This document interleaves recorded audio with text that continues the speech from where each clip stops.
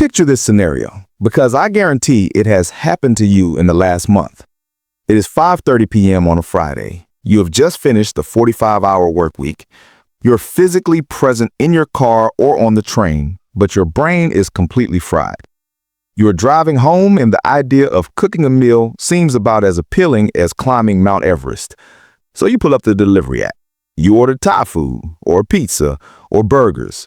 That cost you $45 with the tip and fees. Then you get home. You crack open a beer or pour a glass of wine to take the edge off, and you sink into the couch to binge a show you don't even really like, just to turn your brain off. You tell yourself, I earned this. I worked hard all week. But what if I told you that mathematically, you didn't just spend $45?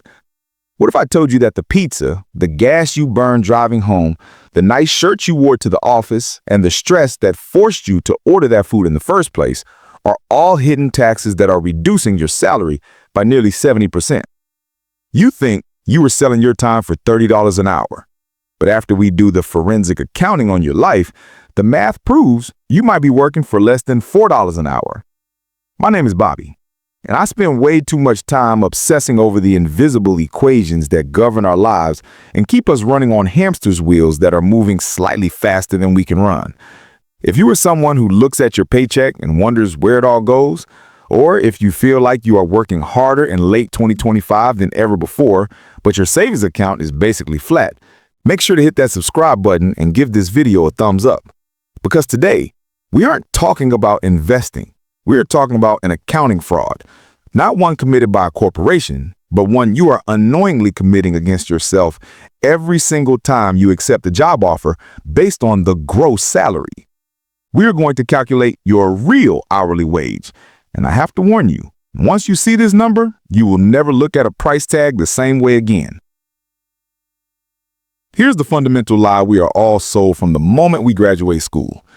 We are told that our value is defined by our annual salary. If you make $65,000 a year, that is roughly $31 an hour. That sounds decent. It's respectable. It's enough to live, theoretically. But in the business world, looking at revenue without looking at expenses is how companies go bankrupt. If a bakery sells $1 million worth of bread, but spends $1,001 on flour and rent, that bakery is worth zero. Yet when it comes to our own labor, we only look at the revenue, the salary. We completely ignore the cost of goods sold. And the good being sold is you, your life, your energy. And the cost of selling yourself to an employer is astronomical. Let's perform a brutal audit of a hypothetical average worker in this economy. Let's call him James. James makes that respectable $31 an hour. But before that money even hits his account, the government takes its cut. Between federal tax, state tax, and FICA, that $31 is instantly shaved down to about $24. That is the easy math. We all know that. But now we have to subtract the work-related costs. These are the expenses James pays solely for the privilege of having his job. First, the commute. The average American spends thousands of dollars a year on gas, car maintenance, and insurance just to get to the building where they make the money. If he drives 30 minutes each way, that is wear and tear on a vehicle that he basically only owns to get to work. If he takes the train, it's the monthly pass. Let's conservatively say this costs him $4,000 a year. Then there is the cost of appearance. James can't roll out of bed and go to the office in his pajamas. He needs business casual clothes. He needs dry cleaning. He needs to look professional. That is an expense. Then there is the convenience tax. This is the big one. Because James is at the office from 9 to 5, he buys lunch twice a week because he didn't have time to meal prep. He buys the $5 coffee because he needs the caffeine to survive the 2 p.m. meeting. He pays for the dog walker because he isn't home to let the dog out. These are costs that would not exist if he didn't have the job. He is spending money to work. And then there is the darkest category of all, decompression spending. This is the money James spends to numb the pain of the job. It's the Friday night bar tab. It's the impulsive vacation he books because he needs to get away. It's the therapy bills. It's the retail therapy. It is the money we spend to heal the damage the job inflicts on our psyche. When you add all these monetary costs up, the taxes, the car, the clothes, the lunches, the numbness, James isn't taking home $65,000. his net real income might be closer to $35,000. But we're only halfway through the equation, because wage is a function of money divided by time. And just like we overestimate the money, we drastically underestimate the time. HR says James works 40 hours a week, but that is a lie. James wakes up at 6:30 a.m. to shower, shave, and iron his shirt. That is 30 minutes of labor for the employer. He drives 30 minutes to work. That is unpaid labor. He takes an hour for lunch, which is technically off the clock, but he can't go home. He can't nap. He can't play with his kids. He is held captive by the office. Then he drives 30 minutes home. Then when he gets home, he spends 30 minutes decompressing, staring at the wall, venting to his partner about his boss, checking emails on his phone. All of this is shadow work. It is time that belongs to the job, but the job doesn't pay for it. If you add up the grooming, the commuting, the decompressing, and the worrying, James isn't working 40 hours a week. He's dedicating 55 or 60 hours a week to his employment. So now let's do the real math, the real hourly wage calculation. We take that whittled down net income of $35,000 and we divide it by the inflated true hours of nearly 3,000 hours a year. When you punch that into a calculator, that $31 an hour evaporates.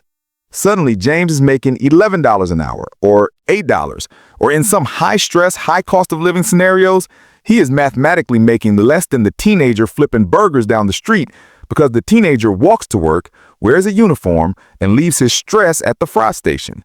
This is the work scam. You have been tricked into a high-churn, low-margin business model where you are the product and you are selling yourself at a loss. And look, I know this sounds depressing.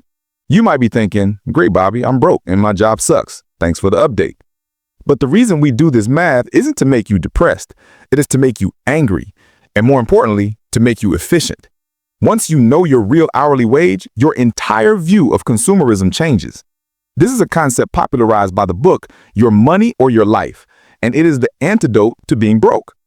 Let's say you calculate your real hourly wage and it turns out to be $10 an hour. Now you walk into a store and see a new pair of shoes for $100. The price tag says $100. But your brain needs to translate that. That isn't $100. That is 10 hours of your life. That is 10 hours of sitting in traffic, dealing with passive-aggressive emails, and missing your family. Is that pair of shoes worth 10 hours of suffering? Suddenly, the answer is almost always no. This math exposes the trap of the golden handcuffs. We often take promotions that offer more money, but come with exponentially higher costs. Let's say you get promoted to manager. They offer you $10,000 a raise. Awesome, right? But now you have to work late every night, so you order takeout every night. You have to buy nicer suits. You need a second car because you can't carpool anymore. And your stress levels skyrocket, so you book a more expensive vacation.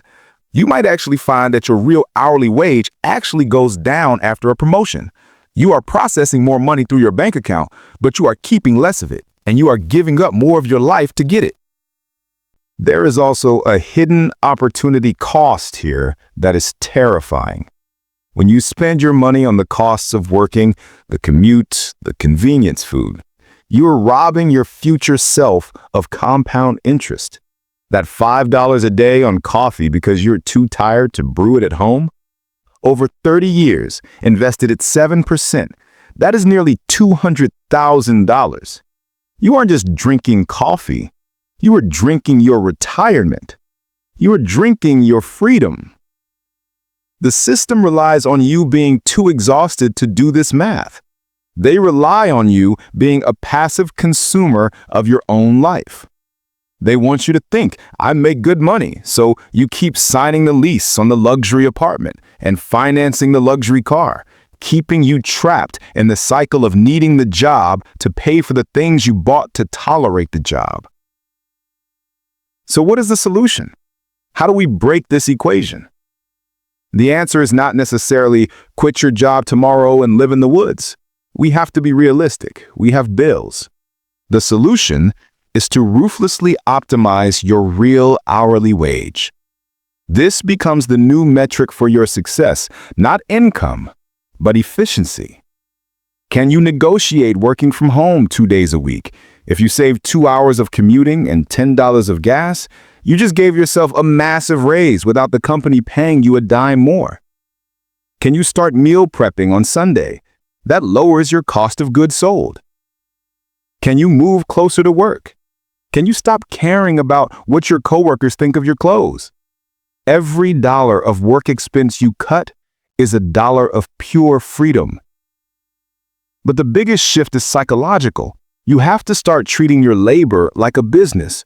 A smart business owner doesn't just try to increase revenue, they try to increase margin.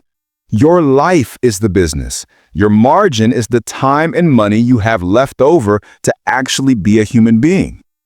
If you're making $100,000 a year, but you're spending $95,000 and 80 hours a week to generate it, you are a failing business. You are Enron. You are waiting to collapse. But if you make $50,000 a year, spend $20,000, and work 30 hours a week, you are a highly profitable, robust enterprise.